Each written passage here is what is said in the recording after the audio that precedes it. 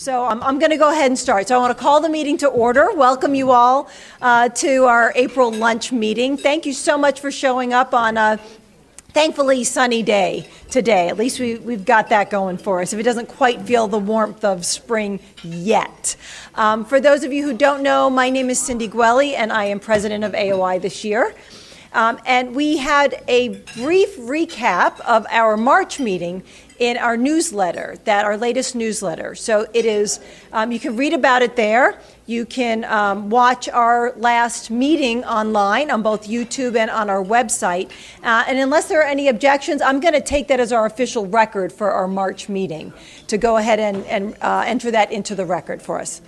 Objections? No? Yay? And that was, we do not have, those of you who were here with us to look at the visual survey of Arlington in the 1920s by Peter Penzer. We do not have a visual record, so that was an exclusive event for you to see those pictures and to see that. So thanks for being with us for that as well. We have a new member to vote in. So I don't believe she's here. No, Carol Hilton. She can trace her family back to the mid-19th century.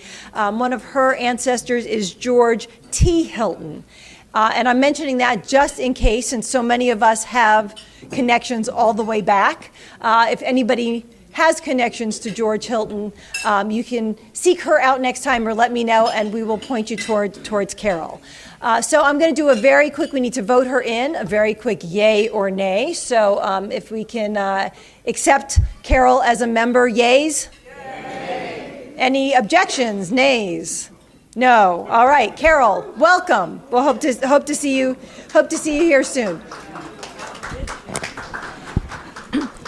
And speaking of memberships and renewals, we are doing pretty well with our percentages of getting all of our members to renew, but we still have more to go. So if you have not renewed yet, please do so. We will send you some encouraging emails coming up soon if you have not renewed.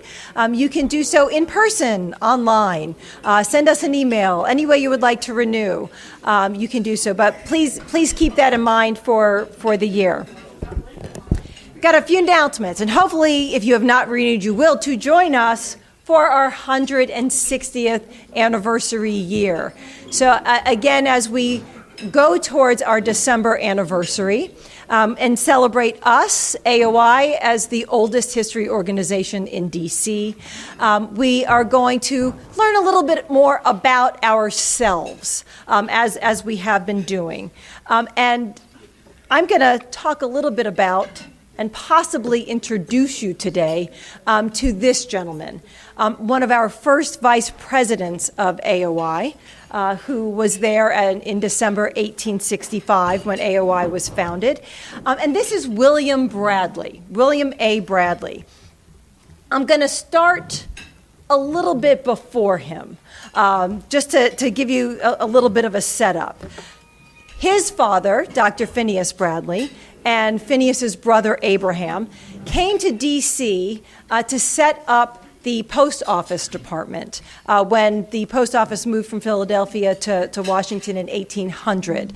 It's a little unusual for these two gentlemen. One was a lawyer, one was a doctor, to do so. But everybody in this family seemed to have multiple careers, so it was not particularly unusual for them. As these two gentlemen forged careers in the government, I'm going to change that there. Phineas, of whom I do not have a photo. We don't have any images of Phineas and Abraham so far. But Phineas made his home on land that is now Glenwood Cemetery in Northeast. And Abraham bought Chevy Chase, all of it, from Francis Scott Key. And he added 18 acres after that, and he made his summer homestead there. He built a home that you see on the upper right that became Chevy Chase Country Club. And that was the site of the first club. It's now used as a guest house, appropriately called the Bradley House. And he also gave his name to Bradley Lane. Yes.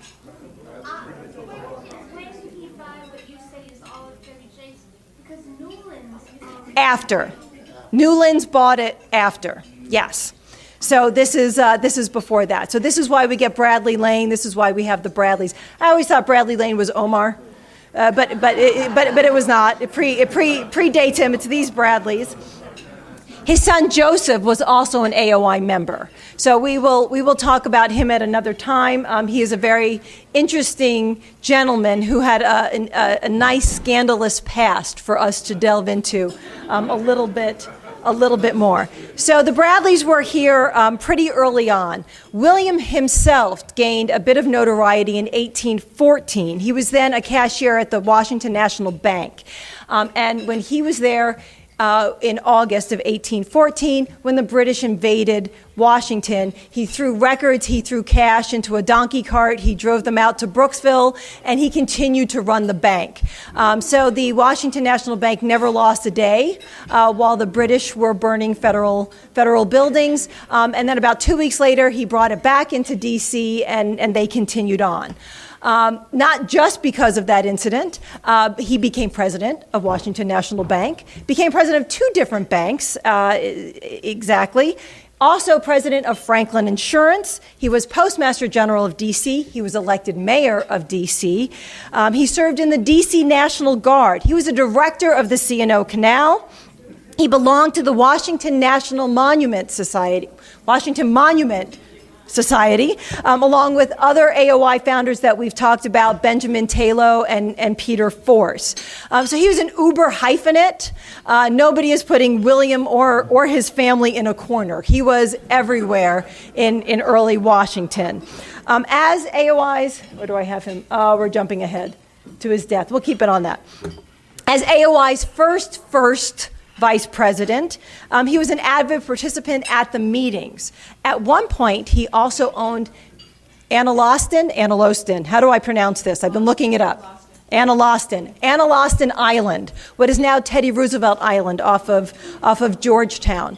And he hosted AOI on the island for a day of fun and games and dancing and what somebody referred to as a brew of seductive flavor that was unrivaled in aroma and originality. So I'm guessing that there were a lot of drunk AOI members on that day partying on Analostan Island that are there. He died in 1867, so he was not an AOI member particularly long. And he's buried at Glenwood on the land that his father once owned and that he grew up on. And if you don't know where Glenwood is, this is a map. It's on Lincoln Road Northeast. And there are, yes? Does that say he was born in 1794? Yes, I believe he was, 1794. Yes. So he was a runner at the bank at that point in time. So he had just started his career. So again, early notoriety for him and the family. One of the things that I thought was incredibly interesting about him when he died, was there was an outpouring of tributes, as there usually were for this level of somebody who was involved in the community. But among them was an informal service that was led by Anthony Bowen. And Bowen was born enslaved to Bradley on Glenwood. He bought his own freedom at 17, and he went on to become the first black employee of the patent office, and a civic leader, a religious leader, an educational leader in D.C. and in the community, breaking all sorts of barriers, including creating the first black YMCA, which is why you might know his name from the 12th Street YMCA. It is the Anthony Bowen YMCA. He was also part of the Underground Railroad, both with his home and his church. They had spaces to help people escape to freedom. But apparently he also maintained a relationship with Bradley. He credits him, this is part of what he was said in the paper about him, that he was a great friend to both Bowen and people of his race. And he credits him with emancipating and helping both indigent free black people in D.C., as well as personally buying enslaved people and freeing them for the very sole purpose of freeing them. So we've kind of questioned whether these early AOI founders had created AOI as a means to kind of maintain the white supremacy in a city that was being changed on a social and economic level, both during and after the Civil War. And I think this tells us that it's going to be a little bit more complex than all of that, because an enslaved person is lauding his enslaver in the paper after his death and talks about how much of a friend he was to this community, shows us that there was a lot of gray area in D.C., certainly during this time, and definitely, I imagine, some of the AOI members that we're going to be looking to as well. So gives us a little bit of Bradley. I think that's my last picture, but is the picture of Bowen. Well, thank you.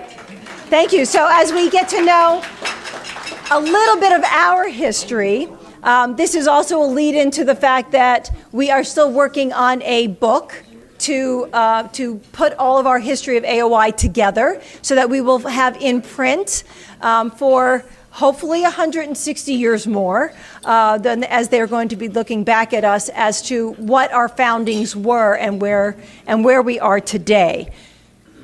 And where we are today leads me to the papers that I have been handing out to some of you.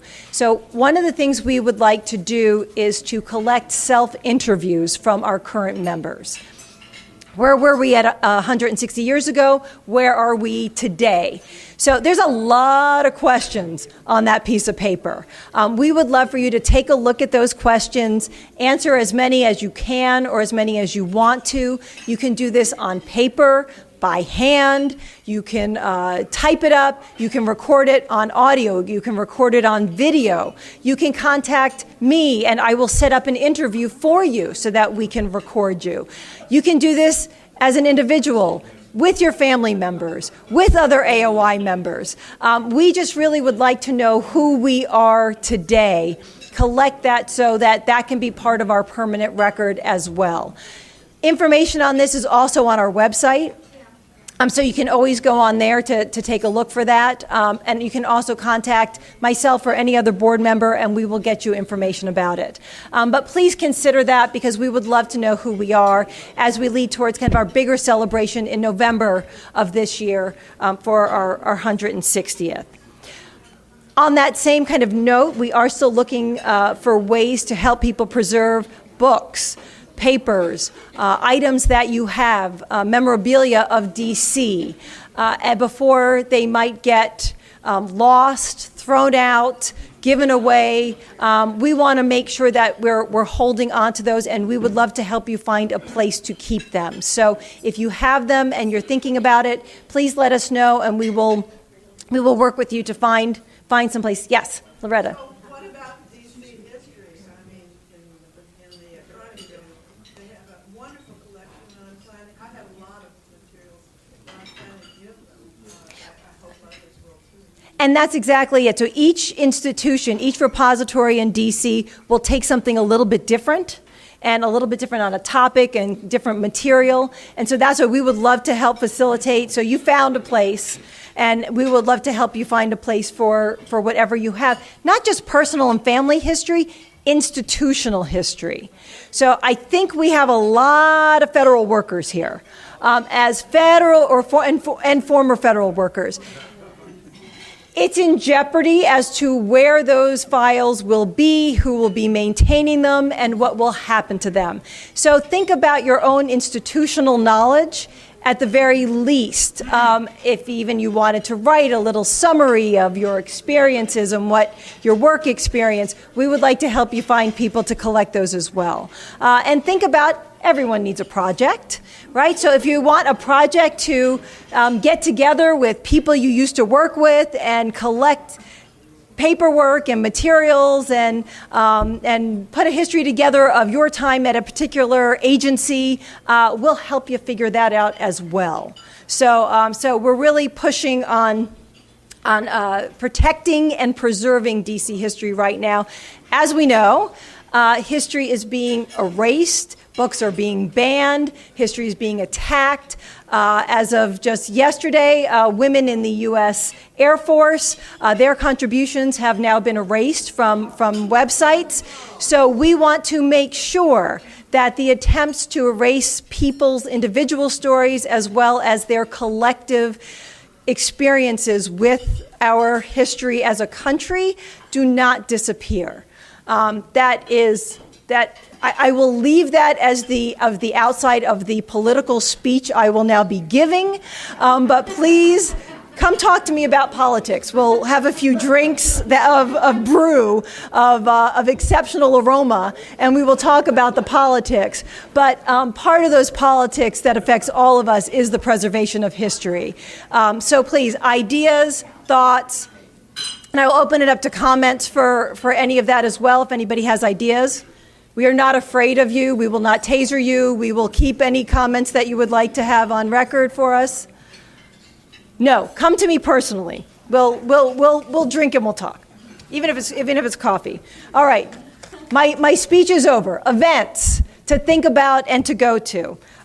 April 24th, the Heinrich Humanities Scholar in Residence and AOI friend Neil Flanagan is going to be presenting his research on John Ilder. Am I pronouncing that correctly? John Ilder. Ilder. John Ilder. Okay, I'm just all pronunciation questions directly to Jane. All directly to Jane. John Ilder. Okay. And he had a career in public housing, but the kind of dark side of that was he was also pushing gentrification.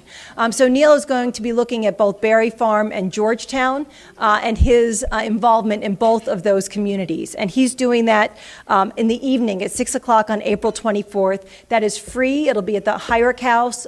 There will also be, the beer garden will also be open kind of before and after.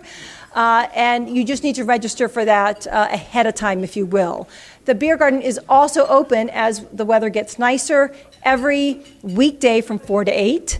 And it is free to go in there, and there are refreshments available. And they're open on Saturdays from 12 to 8. So if you want to bring out-of-town guests that are now going to be visiting you for the season, you can bring them there. The Committee of 100 also has a program on affordable housing on the 24th as well. You can look on their website for more information for that. On May 14th, the Dockwar Bacon House is working on one of its bicentennial programs, the Washington Salon, How Women Exercised Influence in 19th and 20th Century Washington. That's in the middle of the day. You can attend the lunch in person, or you can attend virtually. I do have a flyer for that if anybody's interested, but you can look on their website too. On May 22nd, if you are not tired of hearing me speak, I will be part of a panel discussion at the Clara Barton Museum on sex work in Civil War Washington and beyond. My beyond will be discussing Fanny Fox and Wilbur Mills and the intersection of... I love this crowd that I don't have to explain who Fanny Fox is to this crowd. So I will be talking about her and the connection between the sex worker community and politics in Washington. That event is free. It's sponsored by Humanities DC. There will be a tour as part of that, so you can come for a 45-minute tour around the area about Civil War Washington and the madams who were there, and then you can come to the Clara Barton House in addition to or instead of, and come to hear the panel discussion they have. There's also an event that's going on here at the Women's National Democratic Club, and there's some flyers for that as well. It is, I'm going to say Verneau. Jane, is that how I pronounce Verneau? I have no idea. Okay, then we're going with Verneau. Is a musical group that they are going to be performing here on April 25th in the evening. So I will leave the flyer if people are interested in looking at that in the back as well. All right. Those are all my announcements, except for talking about next month. Our May meeting will be on the 15th, and we have Martin Murray here to talk about Walt Whitman as the capital poet. So that should be a great program. And I'm going to pass it on to Nelson for our trivia question.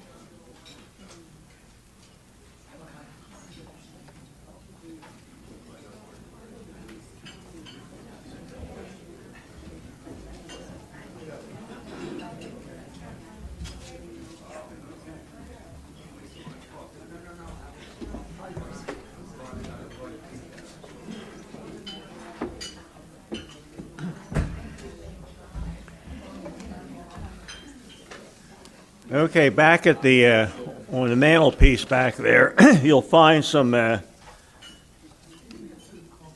representation of the newspaper from 150 years ago, the National Intelligencer of 1821. And it's very interesting. I think take a copy. I put many back there. You can read about what was in the newspaper at that time. I don't know if we're in some of our lifetimes here, we may not even have newspapers, printed ones anyway.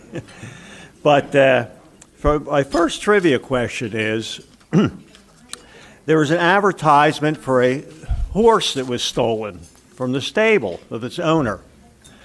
And a reward was offered for this mare, 14 years old, a description of the horse.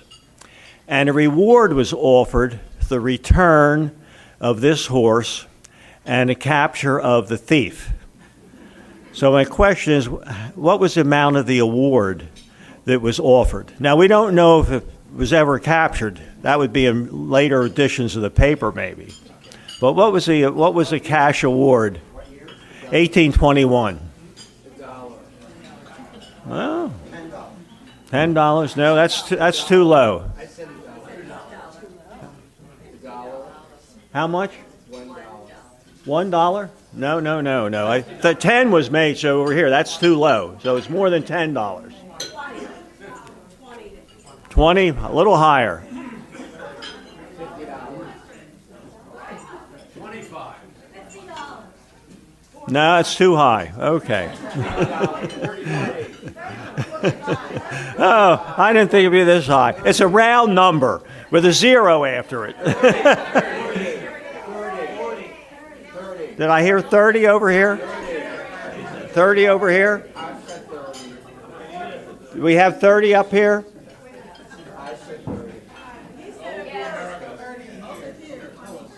Nelson, I said 30. Okay, I thought I saw somebody back there. No? Okay. Did I hear 30 back there?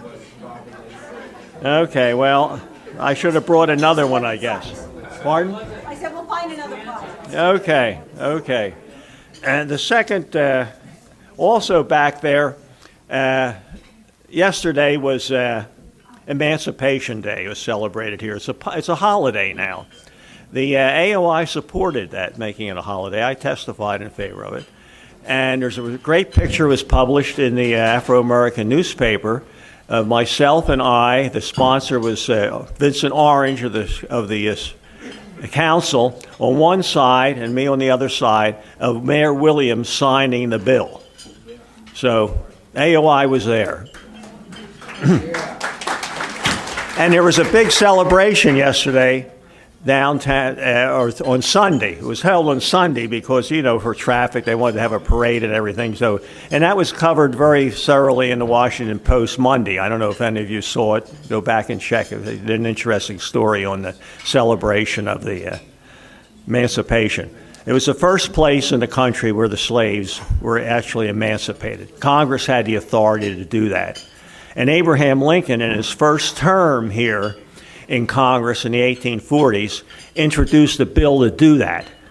It didn't pass, but he made a speech at the time and said Congress has the authority to emancipate the slaves under its constitutional authority to do that. Well, they didn't do it, but when he became president, he made that a priority of his administration and got that through in 1862. Also, Tax Day we just went past. And some of you may know we're the only American citizens who are taxed without our consent by Congress. And we've been petitioning Congress since 1801 to address that grievance. Well, Eleanor Holmes Norton, our delegate to the House, if the Congress is in session on the 15th of April, she puts it in the record, or as close to that date as she can. And here's a statement she puts in the record every year around tax time. Quote, "There should be no taxation without representation. Therefore, we put the same demand to the Congress that the founders of our nation put to King George Give us our vote or give us our taxes. And so there's some copies of that back there. We're going to be hearing a lot about this because we're celebrating the next 18 months of the Declaration of Independence. And of course, that was a major provision of the Declaration of Independence. So the King and Parliament don't tax us without our consent. We don't like that. Still don't like it. But it's not the King and Parliament doing it anymore, it's Congress. Second question is related to the Carnegie Library building. When there was initially discussion was held in Congress for a location for the building, the Senate or the House had a bill that it was considering, and it passed the committees and was up for a vote to put the Carnegie building on Pennsylvania Avenue at the current site of where the National Archives is. Well, a senator rose at the time and said, don't send that bill over here. It'll be dead on arrival. There'll be no library put on that site. That's reserved for federal office buildings. And so the trivia question is, who was that senator? He was a Republican from Michigan, chairman of the Committee on the District of Columbia. And there's a famous plan that he instituted that's named after him. Well, who was the first one? I should have said raised hands. We got to do raised hands. I'm sorry I didn't do that. You're the winner. Okay. So think today, if the Carnegie Library was at 9th and Pennsylvania Avenue, it might have happened. One of those quirks of history. There are many.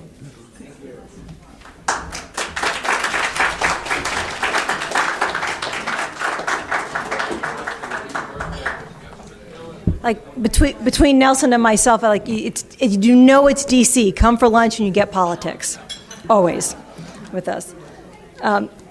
So I'm going to introduce our speaker for today. I think many of you know Knight. Many of you knew his father, Austin, as good friends to AOI. So I'm going to give you a little background of him. I think we know that both of them were born in D.C., so he's absolutely a true D.C. native. Knight spent all of his adult life in D.C., with lots of times at his family's historic farm in Seneca, Maryland. Go Moco. All the way up in Moco. He is a third-generation print journalist. He worked for 13 years as a newspaper correspondent on Capitol Hill before joining the Kiplinger Publishing Company in 1983. He served as its editor-in-chief and CEO for more than 25 years and co-authored 3 books about Washington and U.S. economy in the 70s, 80s, and 90s. A lifelong choral singer, Knight met his wife, Anne, when they both sang in the Washington Chorus. And some of you, as you walked in today, we had some of that music playing, so I don't know if you could hear some of that. So, like his grandfather and father, he is passionate about history and historic preservation, with an ongoing interest in the D.C. History Center, Montgomery History, Tudor Place, Hyrick House, and historic Medley District in western Montgomery County's Ag Reserve. So please give a big round of applause and thank you to Knight Kiplinger.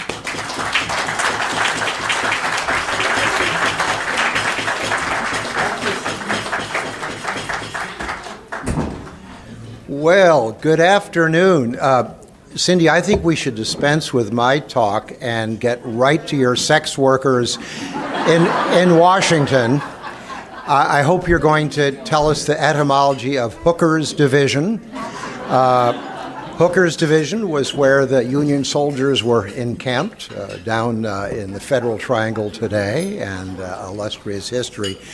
It's a great pleasure to be here today and to have so many friends and colleagues a classmate of mine from the Landon School in Bethesda, Jim McKay, a colleague at Kiplinger, Ken Dalecki, Tom Heyer, a longtime friend of Ann's and mine in the chorus, and many, many other people. A pleasure to be here today. Now, a few disclaimers. First of all, this is the first time I have ever given a presentation of this sort. Doesn't mean the first time I've talked about our family business or my family, but nothing quite like this before. A few disclaimers. I don't think of our family as old Washingtonians. Here in this room, there are many descendants of much older Washington families. White families, African American families, families who settled here soon after the government arrived from Philadelphia in 1800. So I think of ourselves as newcomers 109 years ago, but nonetheless, we've done some interesting things in this town. Another disclaimer. It's nice that AOI does not restrict membership geographically to people born in D.C. or living now in D.C. It's very ecumenical. This is the DMV, we call it today, is really a metro area that was always very fluid. My grandfather lived the last 30 years of his life in Montgomery County. My father, clearly associated with the civic life of the city, did not really live in Washington, D.C. much after the age of 6, but lived almost his entire life in Montgomery County, but was equally passionate about the rich history and the civic vitality of D.C. and Montgomery County. And I feel very much the same way. I have been a legal voting, masochistic taxpayer in Washington, D.C. for all of my adult life, but the only member of my family who has lived most of his adult life in the District of Columbia. Now, there's an old adage, you should never try out a new recipe on dinner guests. But that's exactly what I'm doing tonight. Not only dinner guests, but extremely knowledgeable dinner guests. I got so many fact checkers in the audience here. My friend Ralph Bouglis from Montgomery County is a rigorous fact checker, fellow historian in the county. And Jane, what can I say? Jane Levy, I mean, she's going to be shooting me daggers if I get anything wrong today. And Laura Haygood from the DC History Center.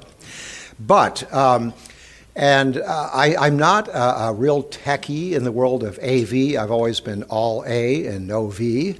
I talk good, but I didn't do much with graphics. But this is one of those attempts. So, even the blind squirrel finds an occasional nut. And that was my experience with putting together this PowerPoint presentation. But let's get underway. This photograph from 1988, we have 3 generations of Washingtonians, one on the wall, one seated, my father Austin, I in the gray suit, a little younger than today, and next to me my wonderful brother Todd Kiplinger, who died 17 years ago. But we all worked together, so it was truly a family business back then. Many of you knew Austin very well. He treasured his association with AOI, loved the friendship of Bill Brown, loved the friendship of Carl Cole and Risa and so many other wonderful members of this organization. Here he is at his beloved farm in Seneca, Maryland. Austin was a character, bigger than life, exuberant, optimistic, sitting here on a grandson's rocking horse. My father headed the Kiplinger organization for so long and was so active in the city. People were always asking me, what year did your father start the Kiplinger Publishing Company? And I'd say, well, he was a very precocious young man, but he was not doing financial journalism at the age of 5. He was only 5 years old when the Kiplinger organization was started by this man, his father, W.M. Kiplinger. W.M. Kiplinger was an Ohioan, the son of a carriage maker and a carpenter. The family livelihood that put 3 boys through college was selling aluminum cookware door to door, headed by my grandfather's mother, who was a remarkable, ambitious, well-focused businesswoman. My grandfather hated selling aluminum cookware, did not want to be a carpenter or a home builder like his father, wanted to be nothing more than a journalist his whole life. He came to Washington in 1916. He graduated from Ohio State in 1912, one of the first 2 graduates in journalism, married a fellow Ohio State student. He went to work for the Associated Press in Columbus. He was star State House reporter, and then a very important state in America, still Ohio. And he wanted to go to Washington, to the AP Bureau, wanted to get a promotion to the AP Washington Bureau. Well, so did every State House reporter with the AP in America. But at 25, he was more ambitious than that. He quit the AP in Columbus, moved his family to Washington, knocked on the door at the AP on Pennsylvania Avenue, and said, I am here, I want to work for this bureau, I'll do anything you need. What do you need? And they said, well, we need a night reporter, overnight beat. And we need somebody to look in on the Treasury, the Federal Reserve, things like that. It's boring. None of the other reporters want to cover economic policy. He said, I'll do it. 1916, moves here with his wife, Irene Austin Kiplinger. This was their home on Shepherd Street, 700 block of Shepherd Street in Petworth. The house is still there, alive and well, looks really no different from today. Petworth was the sort of solid middle-class Washington neighborhood that an AP reporter could afford. Here he is at his desk. In 1919, he left the Associated Press to go out on his own. He had a good career with the AP in Washington. He covered the suffragist demonstrations, the rather angry, violent demonstrations in front of the White House in 1917. They were only violent because the police kept arresting the women. They were taken to D.C. jail up on Capitol Hill. My grandfather was the only reporter who got into the D.C. jail. He knew the jailer, to talk to the suffragists who were there. A story he wrote about the Treasury policy angered a young Wilsonian Treasury appointee named Eugene Meyer. Eugene Meyer called up the bureau chief to get W.M. Kiplinger fired over an outrageous story. The story, of course, was absolutely true. The AP bureau chief told Mr. Meyer to pound sand, and he didn't lose his job. But W.M. Kiplinger decided in 1919 to leave the Associated Press, became the Washington eyes and ears of a New York bank. And that gave him the idea that there were other business clients around America who would benefit from what was called business intelligence out of Washington. So in 1920, he goes out on his own. He rents an office in this building. Anybody know where that block is today? RKO Keith's on 15th Street. What is it today? Well, it's the entrance of the old Ebbett Grill. Back then, the second floor above the marquee had obstructed daylight. It was the cheapest office in the building. A perfect place to start a new business. And my father, as a little boy, would climb out on the marquee sign and watch the inaugural parades going by on 15th Street before they turned the corner and went past the White House. Here is W.M. Kiplinger in the foreground with his 1921 staff. What's significant about this photo is that the woman standing directly behind him in the bob, the flapper bob, is the future Laverne Kiplinger. She was office manager and secretary in 1921. A Washington native, had worked for Senator McCormick of Illinois, had been a secretary to Alexander Graham Bell and Mrs. Bell at their home in Georgetown, was a seasoned secretary and office manager, and she goes to work for W.M. Kiplinger. And she survived, waited out his first 2 marriages and became the future Mrs. Kiplinger many years later. The Willard M. Kiplinger Agency, Albee Building, Washington, D.C. Commercial Intelligence and Washington Representation. The very first Kiplinger letter in 1923. He started writing a weekly bulletin to all of his clients, hitting the high points of things happening in Washington and telling them how he thought these controversies would play out, the outcomes, the forecasts. The very first Kiplinger letter mailed to 500 people. He asked his clients, if you know other business people who might like this weekly bulletin, I'll put a price on it and sell it. By the 1980s, the Kiplinger letter had a paid circulation of 500,000. Joined by the Kiplinger tax letter, then and now the largest tax advisory newsletter in the world, alive and well. A blow-up of it. Later, the style was straightened out a bit, became a very distinctive format called sweep line, which was widely imitated by newspaper publishers, newsletter publishers all over the world. Albee Building again. Austin Kiplinger. He was brought home to that home on Shepherd Street, 7th and Shepherd, as a baby. 2 years later, they moved up to this yellow brick house, newly constructed on Grant Circle. You just go up New Hampshire Avenue from up into the middle of Petworth, Grant Circle. House might have been built by Morris Cafritz, one of his first of many houses in that neighborhood. Austin Kiplinger at 3 or 4.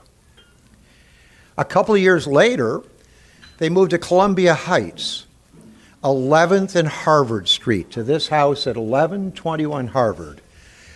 This was not the Ritz, but remember, this young man, 30-ish, was starting a business, putting every cent into building his business.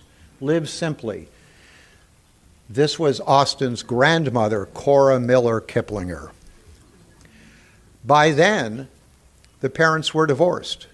Austin's mother and sister went back to Ohio. The family was split up, and Austin remained in Washington with his father, a workaholic journalist, and his grandparents, who really raised him. Another picture. This house was demolished. There's a house still at that address, but it was built in the 1970s. For some reason, every photographer traveled around Washington with a pony or a goat cart, taking pictures of children, and little Austin, was 5 years old in 1923. He went to kindergarten across the street from this house on Harvard Street. Does anybody know what this building is? Then and today, the building is standing like that, looks exactly like this. It's still a school. Okay, 11th and Harvard. It was a college. DC Teachers College. It was the Wilson Teachers College. DC had two teachers' colleges. The White Teachers College, Wilson, not named after the president, but an obscure school superintendent, and Minor Teachers College, the African-American college up near Howard University.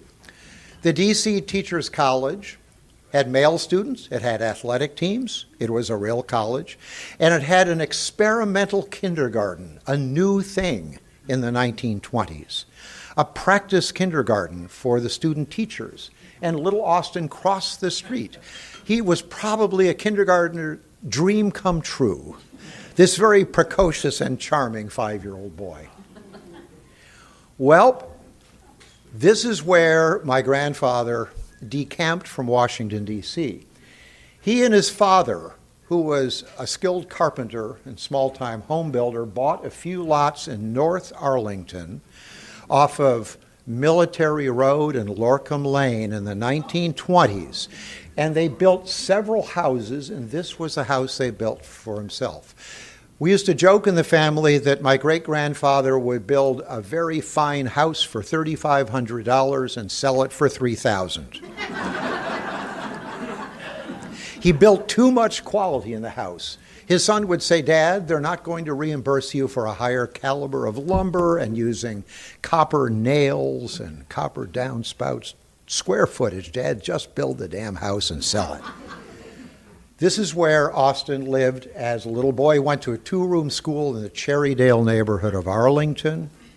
He skipped 2 grades at the small school by moving over a row. Each row was a class. And he'd go up to the teacher and say, I really like what they're doing in the next row over. May I do that? And she'd say, well, Austin, on Monday, you take a seat in the next row. And then he did it a second time, which is how he went off to college at 17. Here he is. He has moved from the Albee building to the National Press building as his staff and his business grew. At the National Press building, he had an entire floor of the National Press building, which is a pretty big floor print. And that's where the Kiplinger letter staff grew. And here he is. He typed with 4 fingers, 2 on each hand, and he typed like the wind. National Press building looks pretty much like that today, got a bit of a modernization. He was very active in the National Press Club his whole life. In the New Deal, the early days of the New Deal, nobody had better sources on the inside of the New Deal than W.M. Kiplinger. This was a political cartoon showing a senator whispering some latest intelligence to W.M. Kiplinger. Nobody forecast the radical, earth-shaking programs of the New Deal with greater clarity and foresight than W.M. Kiplinger.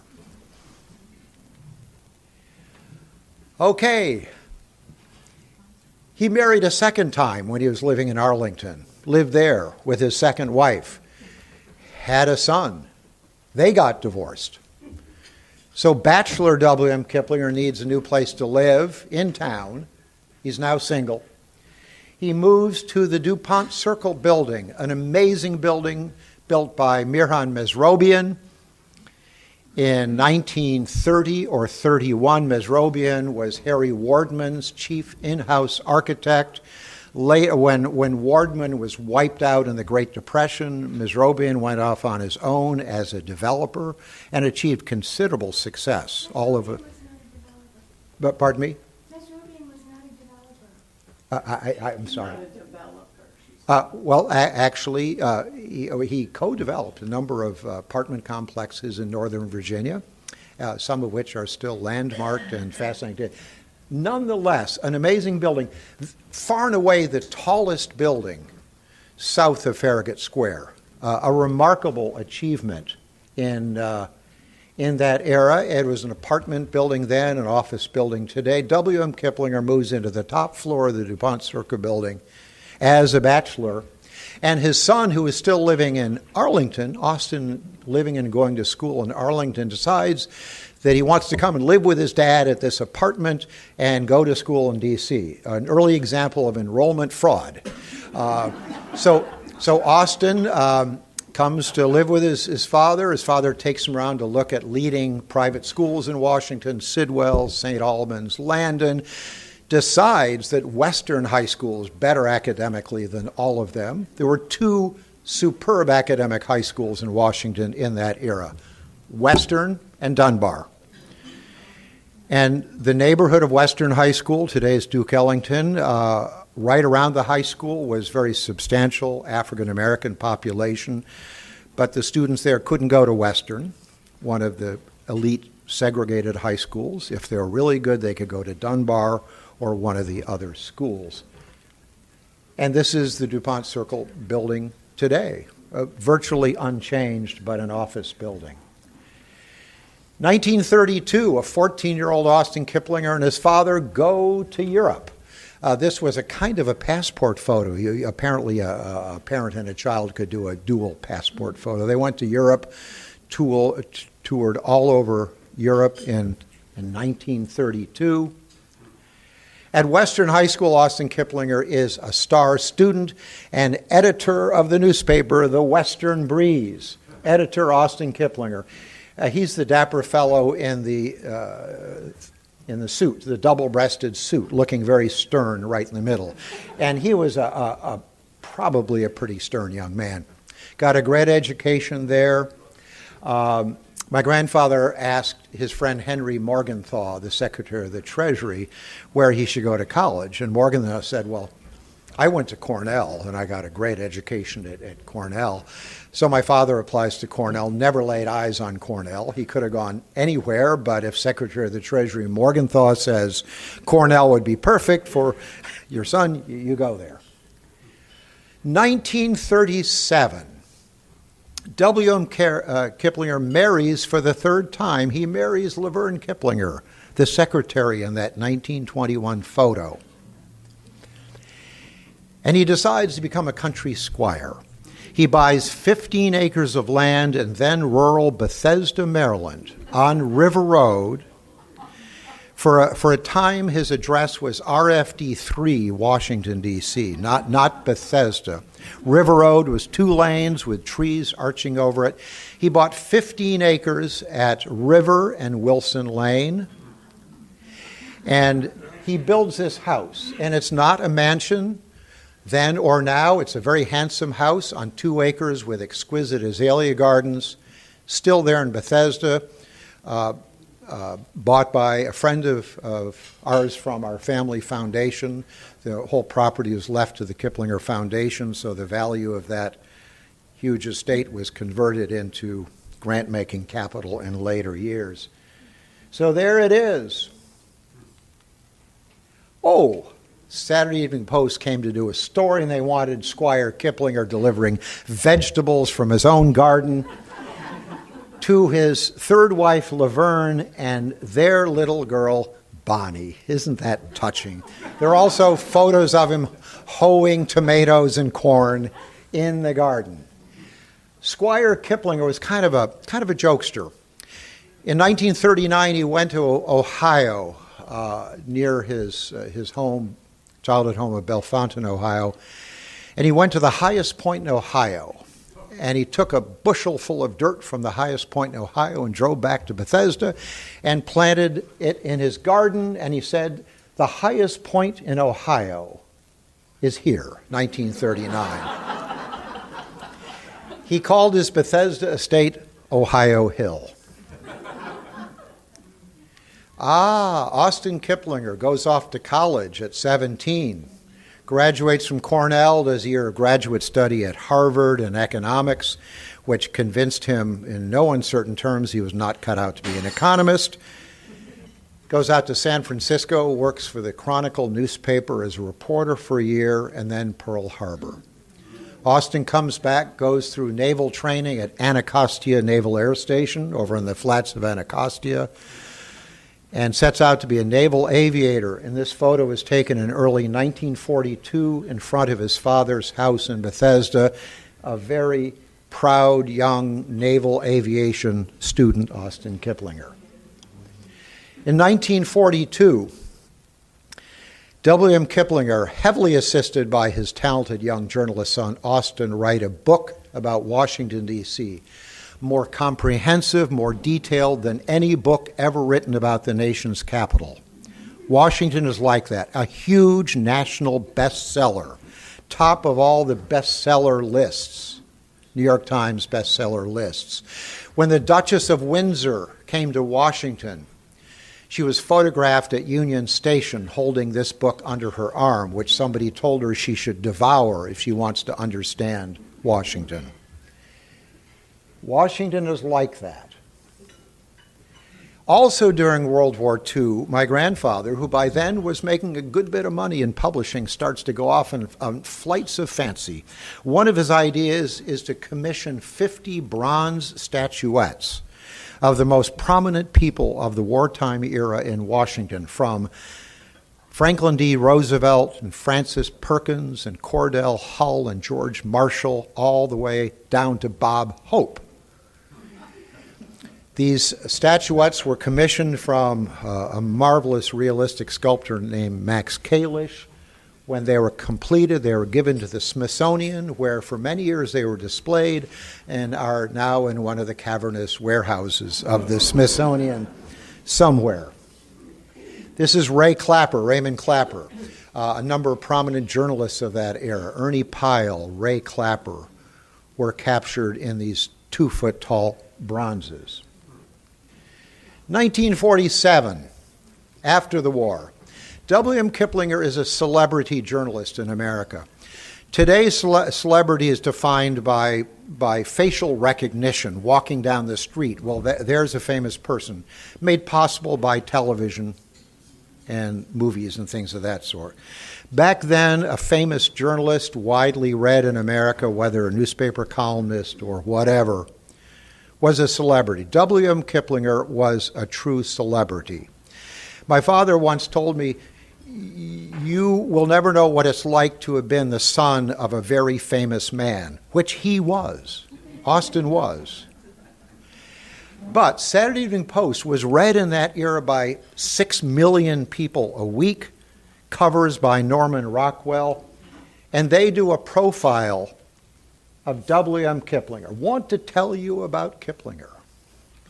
And that is quite a good, prominent piece of journalism. And they said about Mr. Kiplinger, let's see.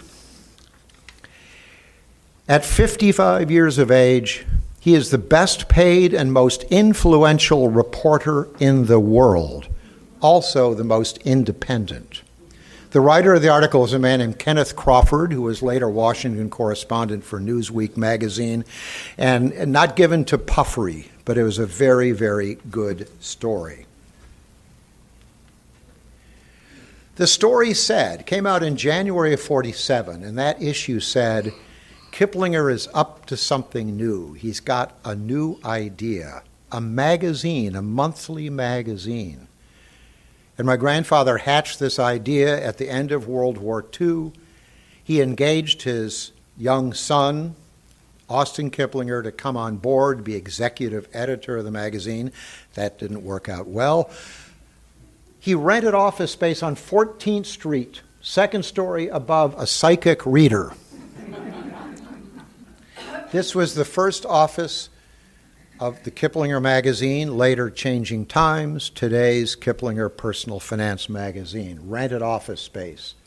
The second office space of the magazine was this historic federal period townhouse at 17th and G, one of the home loan finance federal agencies is there today. But this was one block from the White House, a gorgeous townhouse of a sort that we demolished all over Washington for new office buildings. And here is the first issue of the magazine, Kiplinger Magazine, The Changing Times. I love the last story on the cover line, Danger Ahead for Tax Evaders. It says the IRS is multiplying their audit staff. And this new magazine, like the Kiplinger letter, was read by well-to-do business people who needed a story warning them about increased audits. The Kiplinger letter staff had outgrown the National Press Building, moved to a building, an office building on K Street, around 22nd and K, when K Street was 2 lanes and had broad, grassy lawns in front of every building on K Street. Low buildings. Across the street was the Western Market, right on K Street in today's Farragut Square neighborhood. So the Kiplinger letter staff was there. But they were outgrowing all this space. They had a printing company in Northeast, a mailing division in Northeast.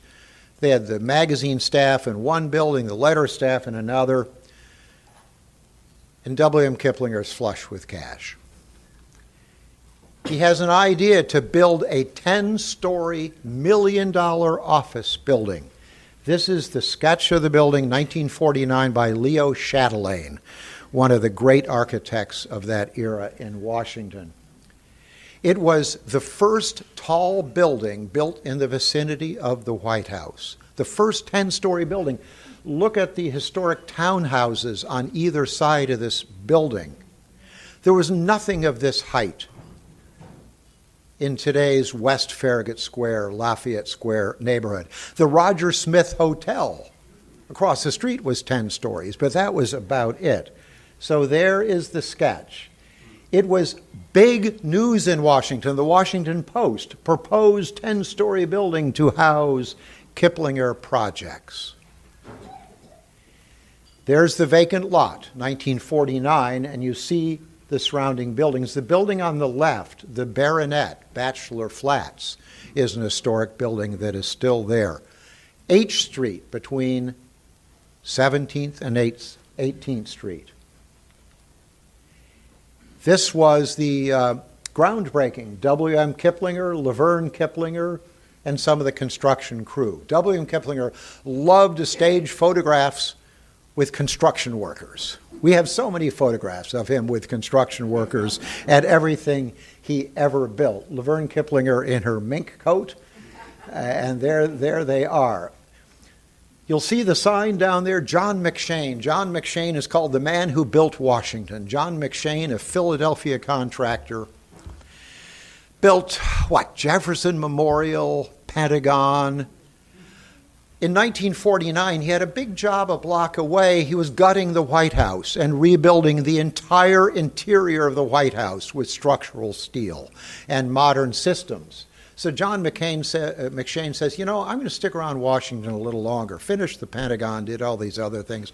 I'm going to stick around and do some commercial work. The Washington Post engaged John McShane to build their new headquarters on L Street. Same time he was building the editor's building here, the man who built Washington. Here is the completed building, 1950. There's the plaque, which is still on the building today. John McShane, builder, Leo Chatelain, Jr., architect, Don McAfee, interiors. They had sort of a standing relationship with this amazing interior decorator. The building was something different for a news organization in Washington. People described it as a luxurious law office masquerading as a publishing center. And these were from newspaper stories and magazine stories at the time, the conference room. This was my grandfather's office, paneled in walnut with a wood-burning fireplace, honest-to-God functioning wood-burning fireplace on the top floor of the building. But of course, a ticker tape, the AP wire, was right across the hall from his office, and you see the long vertical strips of news stories. And somebody would say, something calamitous has happened. The president has been shot in Dallas, and you'd run out and read the news of the day on the ticker tape.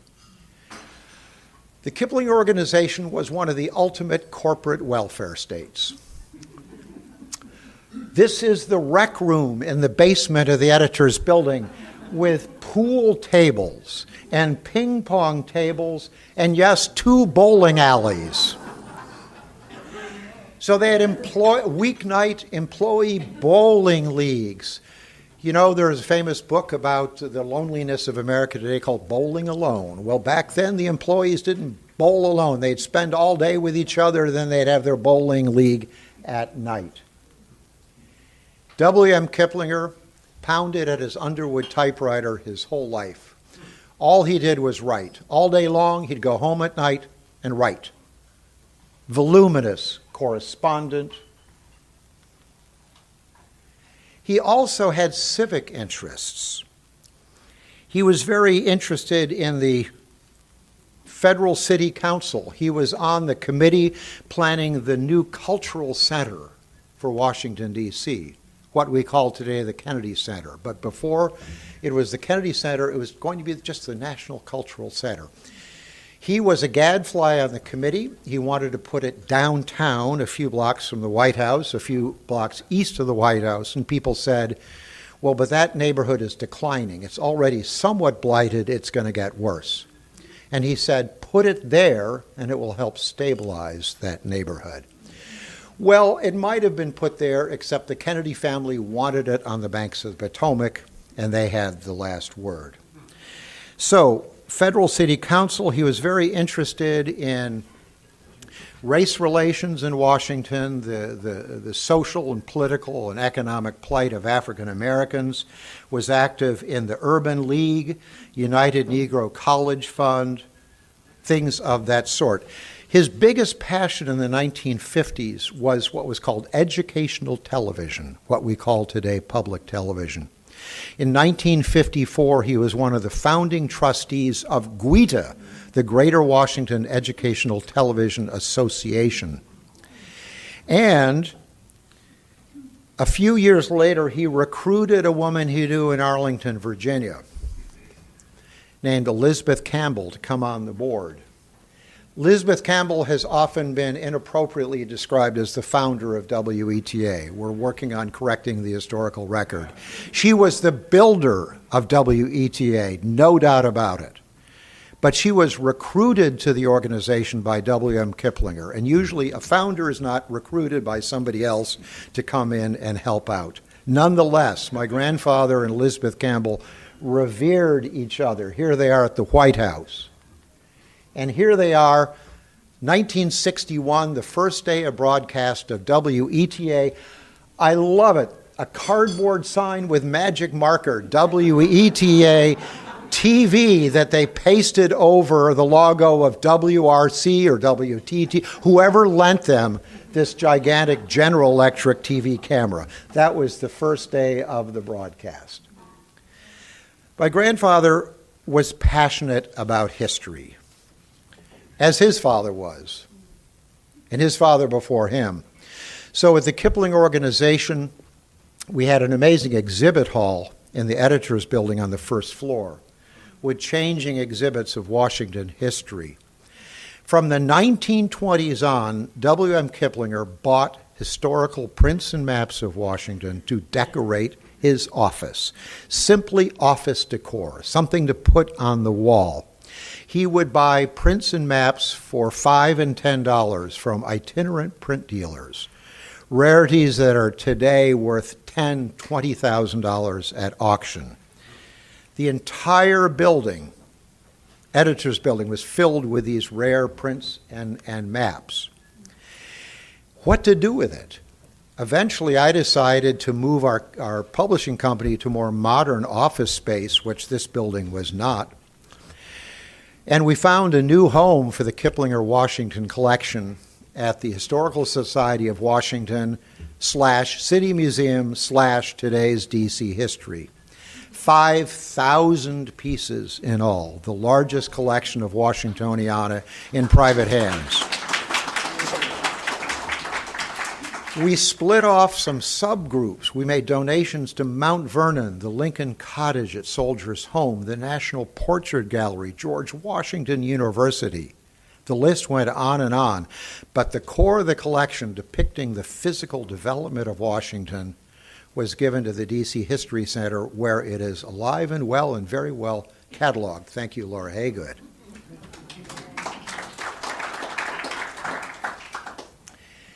A wonderful exhibit, sort of greatest hits from the Kiplinger Washington collection, was displayed at the Carnegie Library a number of years ago. This was the brochure, a sampling of some of the works in the collection.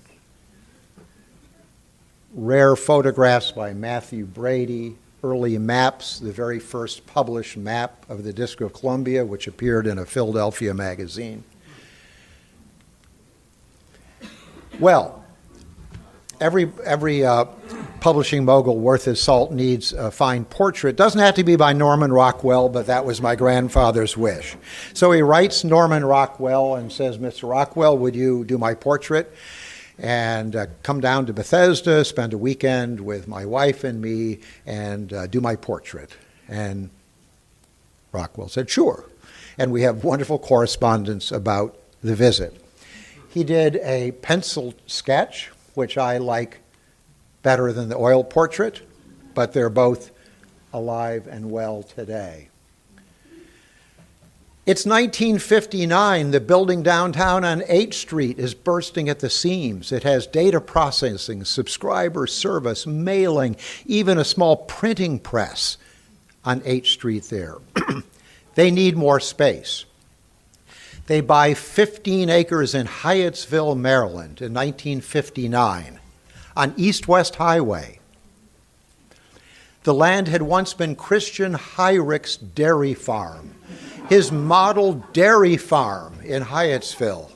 And as a matter of fact, the 15 acres that our family bought was next door to the Heinrich Mausoleum, an amazing mausoleum. And Heinrich's country home was on the hill next to the 15 acres we bought. 15 acres. Prince George's Plaza had just been built across the street. The future metro stop was 15 years off, a glimmer in somebody's eye. Leo Chatelain's firm designs a new building, the back office, the data processing, the mailing. The Kiplinger organization mailed in and out of this building in 1 year 100 million pieces of mail. That was 0.1% of the entire volume of the U.S. Postal Service. 1/10 is that tiny or is that pretty big? 100 million pieces. It had its own zip code. This was called Editors Park, Maryland, with its own zip code. At the dedication in 1960, an employee of our company, an African-American Baptist minister from Kensington, the James Murphy, head of the Kengar Baptist Church, gave the invocation.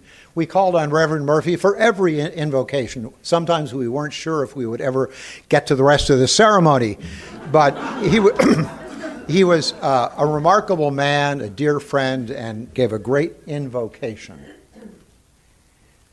Austin Kiplinger. He had a falling out with his father in 1948 over the founding of the magazine. He left the company and left Washington and pretty much cut off contact for 8 years. Went to Chicago, made a huge success in broadcast journalism in Chicago in the 1950s, where I was raised. But they bury the hatchet. He comes back and eventually takes over the company, and here's Austin and his father at the groundbreaking East-West Highway in the background.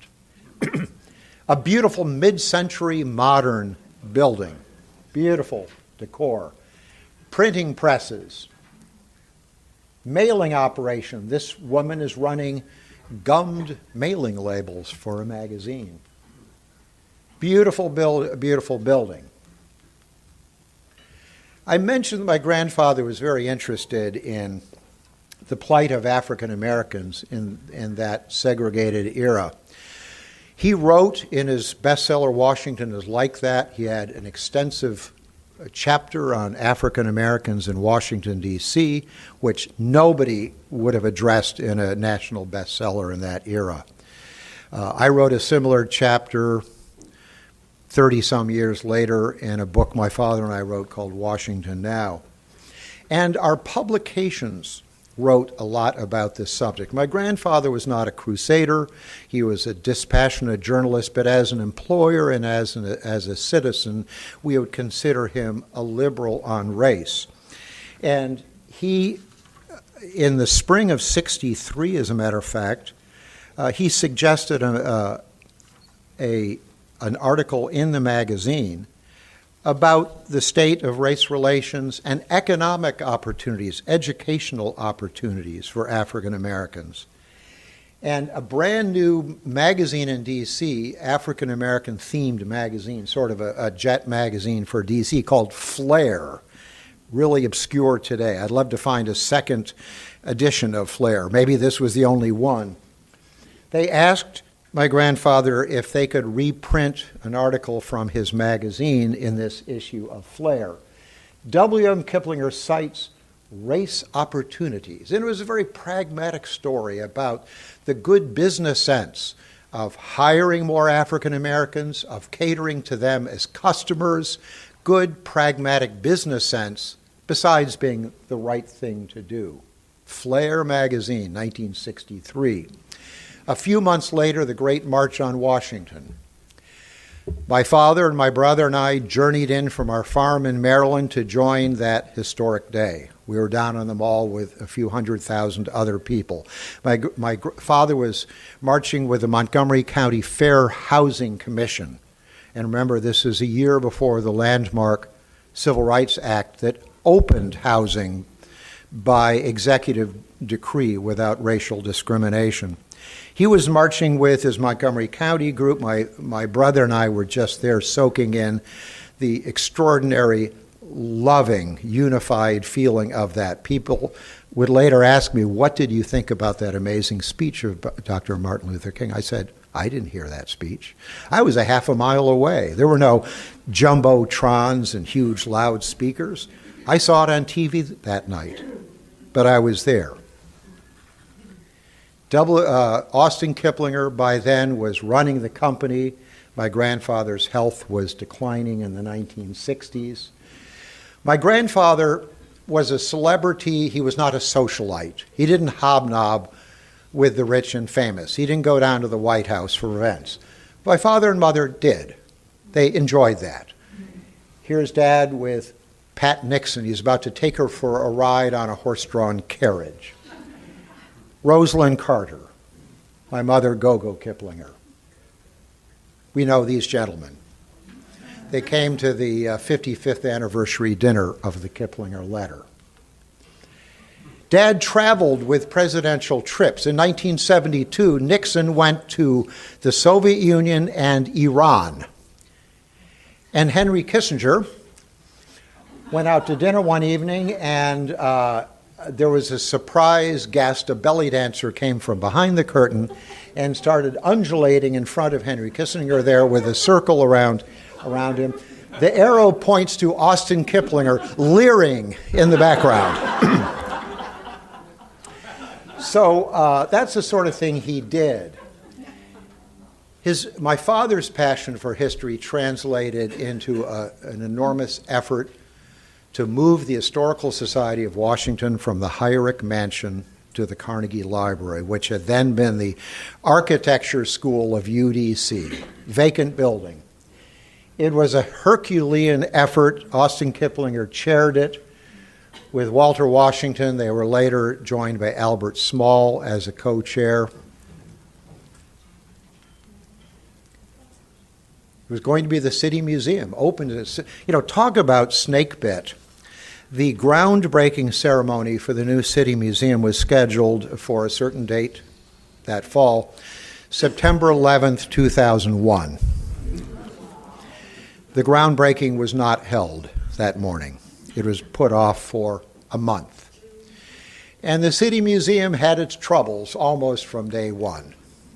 Almost from day one.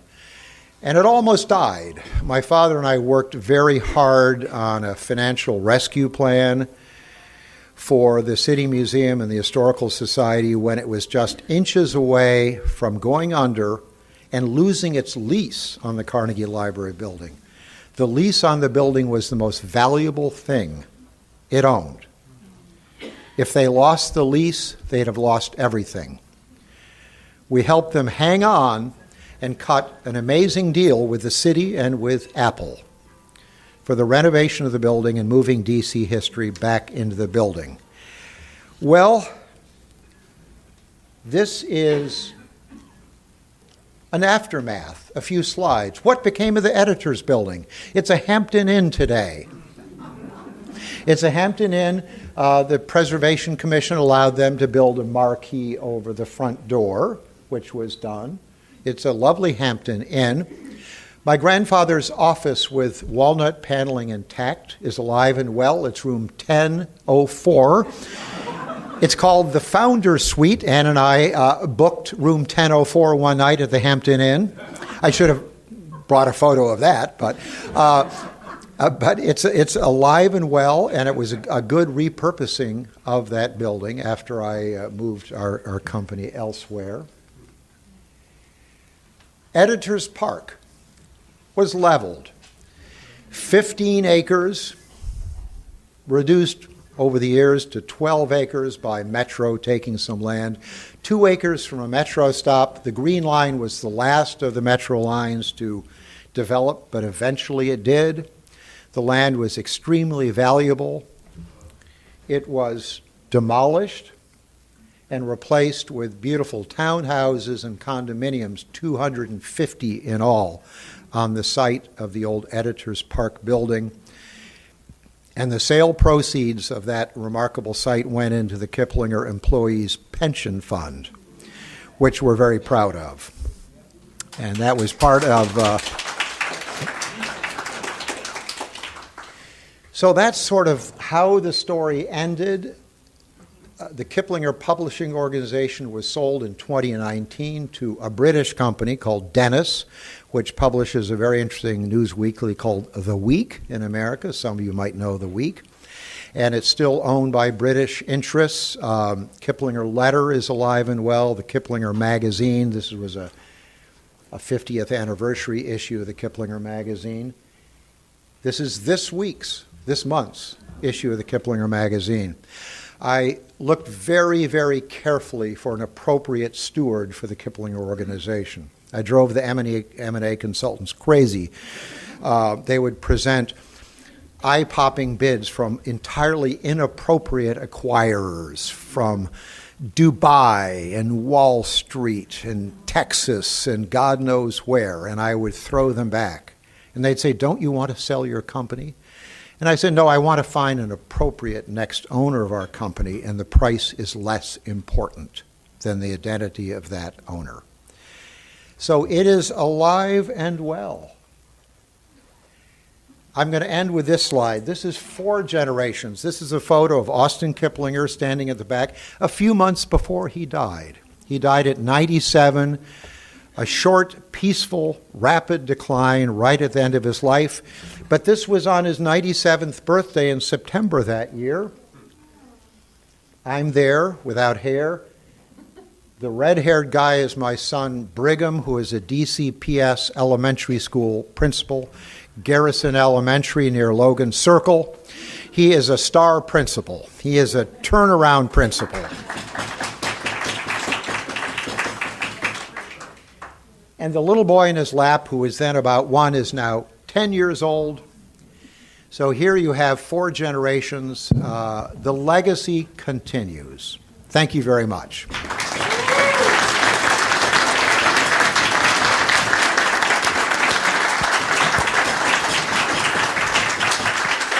We have some time for some questions, so I'm going to go ahead and start with Carl.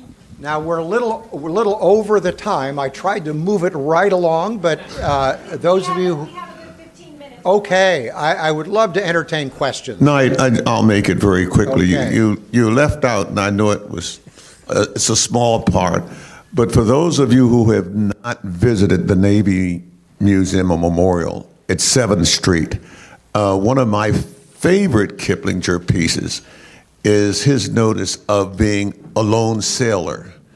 It is a very distinct honor to become a lone sailor, and that's one of my favorite places to visit in Washington. Thank you very much, Carl Cole. It is true. My father was a proud Navy veteran of World War II, flew torpedo bombers off of carriers in the South Pacific, dodged death numerous times and made it home alive. He was very honored with the Navy Foundation's Lone Sailor Award at the Navy Museum. Thank you, Carl. Yes, over here. Hi, Judy. Wait, Judy, hang on 1 second. I'm going to let her, she's got the microphone, and I'll bring it over to you, okay? Mr. Kiplinger, I met you, I'm over here, 25 years ago at the campus of Ohio State University, where you were celebrating actually not as long ago as that, the 25th anniversary of what was then the Kiplinger Mid-Career Program in Public Affairs Reporting. I am a graduate 1992-93 year of that program. And I bring greetings today to you from fellows in San Francisco, Des Moines, Signal Mountain, Tennessee, Chicago, Milwaukee, Bristol, Connecticut, and me from Prince George's County. We just had 2 weekends ago here, and actually just up the street in Maryland, our 25th of 32 semi-annual reunions. We all bring the message to you. Thank you so much for your family doing that. We all continue to think that that was the best year of our lives. The week that the fellowship brought us to Washington was the best week of the best year of our lives. It's what convinced me I wanted to ultimately live here. And we would all, those of us who are still working reporters and those of us who've moved on, would love to know what the hell happened at Ohio State that it's now at OU. But thank you. A quick example. You know, this was a whirlwind tour. One of my grandfather's civic passions was journalism education for mid-career journalists. He was an entrepreneur in this field. He started the Washington Journalism Center, which is now the mid-career seminar program of the National Press Foundation. He was the founder of that.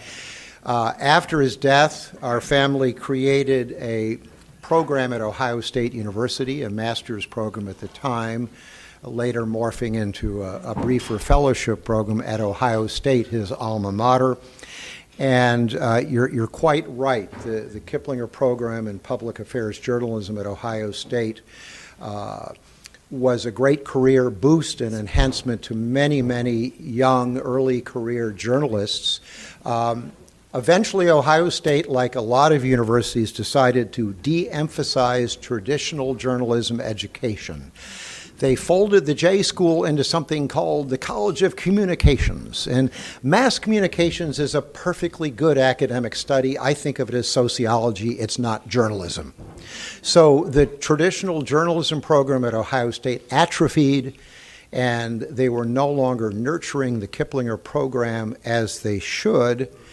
And I said, you know, you are violating so many covenants of the donors. I don't know where to start. How about I find a new home for the Kiplinger program in the state of Ohio at another public university? How about the Scripps School of Journalism at Ohio University in Athens, Ohio? How about we move the $6 million Kiplinger endowment from Ohio State over to Athens to Ohio University? Well, at Ohio State, they gulped, but I had them. And I said, we can do this amicably or we can make a bit of a stink. And we did it amicably. And the Kiplinger program is alive and well at the E.W. Scripps School of Journalism at OU, which is one of America's great journalism programs. It is no longer a master's program. It's not a year long. It's just a week with journalists coming there from all over the world to do intensive study of public policy issues of the minute. So that's the status of the program today. Delighted to meet an alumna of the program. Thank you. Thank you, Mr. Bachelor of our life. Oh, wonderful. Well, as you know, I had the privilege of serving on DC history. Okay, well, again, I had the privilege of serving with your dad on the board of the DC History Center. And I wonder if it was Jane Levy, before you closed down the editor's building, I went to the building and somebody said, make sure that you walk down all those 10 flights because his collection was all, if it's everywhere, every floor there were maps or photographs or something. It was wonderful. And I think it was Kip that said, when did you become a collector of Washingtoniana? And he said, well, you know, my dad he didn't plan on being a collector. He just had a place to put all of his things that he got over the years. But No, anyway, I remember that is walk really down true. with all of those things. It was a chronological history of the physical development of Washington, starting on the 10th floor and going down the stairs.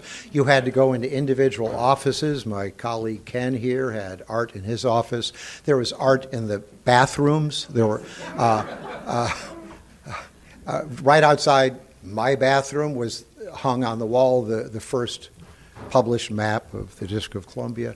It was like that. But more of the collection was in storage in the archives in our basement. And, you know, it's still in storage today. I don't think the world has ever seen every piece in the Kiplinger collection. We'll work on that. We'll work on that. But that's right. It was office decor from day one. Hi, I'm Bill Rice, and I'm a passionate advocate for DC history, particularly for, well, first let me thank you for your support for the DC History Center and a major contribution that it has made to DC history by beginning to take the collection about the origins of home rule that Nelson Ryman Snyder has collected from his days onward as on the staff of the House District Committee when the Home Rule bill was being put through, and since. Thank you for that.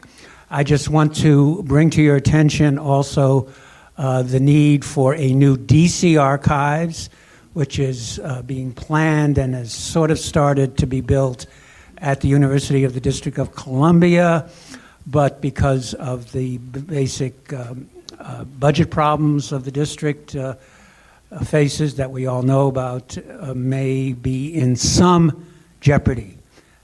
Again, thank you for the support for the DC History Center and for your support for DC history in general. You're very welcome. Thank you.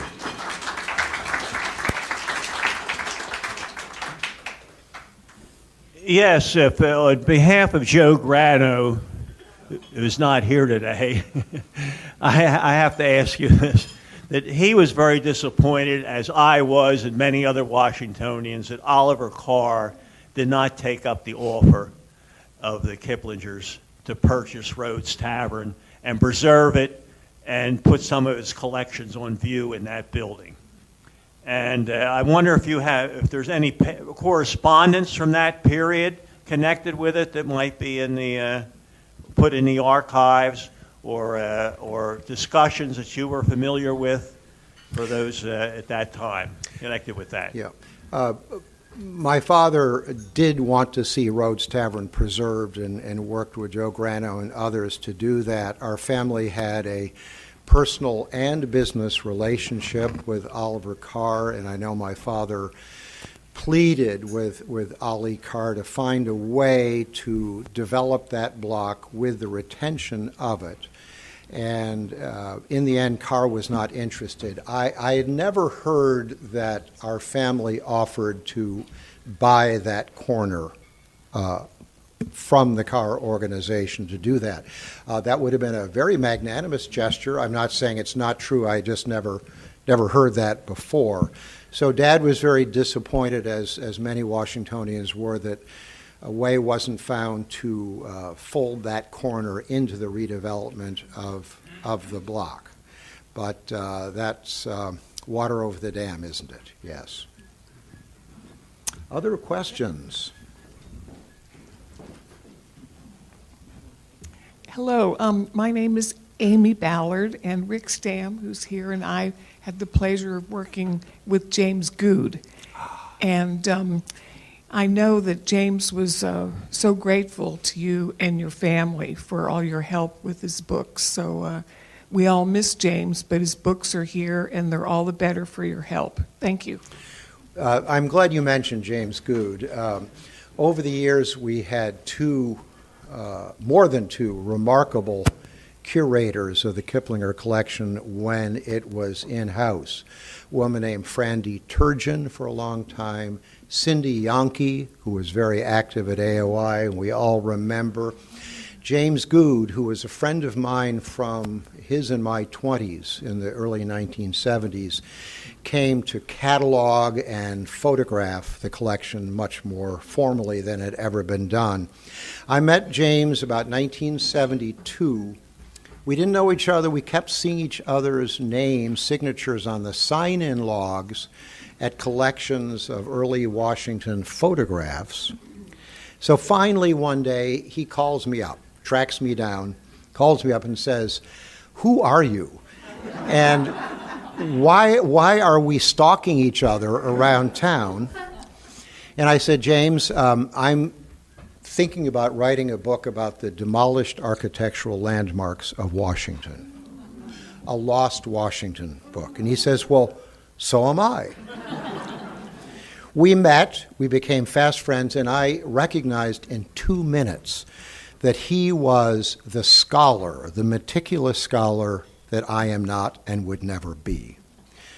So I became his amanuensis, his lay reader. I read every manuscript of every book he ever wrote. I was a fact checker, I was a critic, I was a challenger of conclusions, and every author needs such a person, and I tried to serve that function in James's life.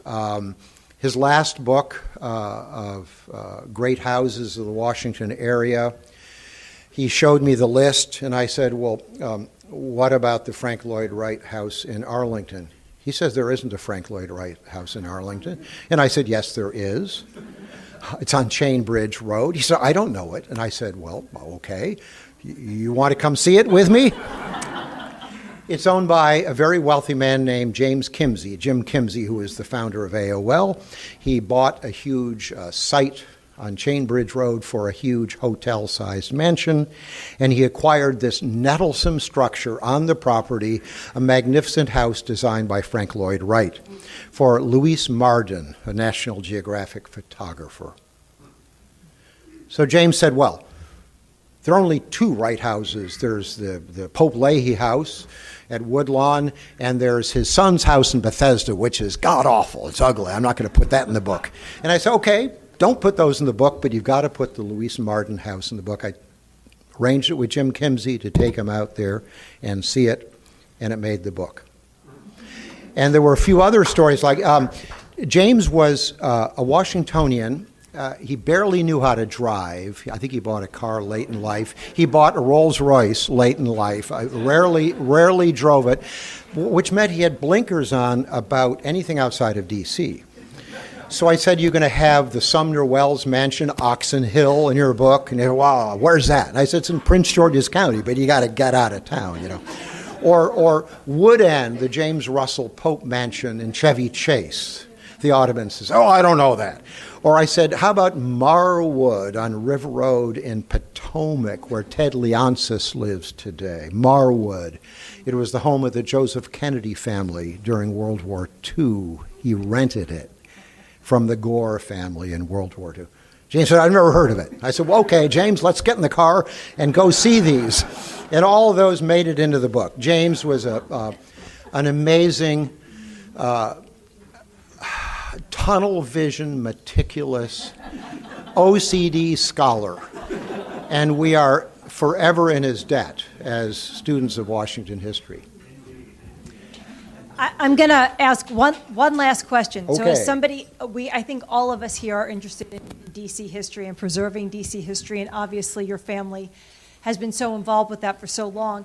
How can we all help with what's going on and making sure we're preserving it? And where do you see this going? Where do you see something that we as individuals can do if we don't have something to donate along the lines of a library? There's a marvelous guerrilla action taking shape in America. People are rapidly downloading content from government sites which might disappear any minute now or might have already disappeared. And I'm reading about this. People are retrieving material, downloading it. Basically, it's like preserving the classical heritage of the Mediterranean against the advance of the Visigoths.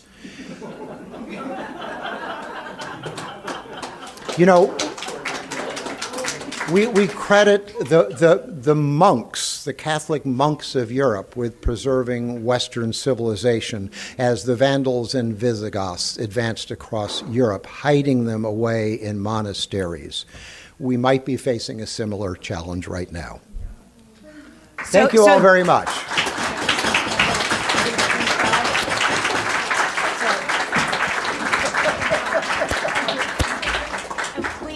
We do at AOI would love to give you a certificate to say thank you. And we do have a goodie bag that we always put together with you. So if you have not enjoyed Senate beer or other DC-based beer, we have that for you. Thank you so much for agreeing to do this with us and for being a member of our family. Thank you. Thank you. And thank you all for being here. We will hopefully see you next month. Stay safe.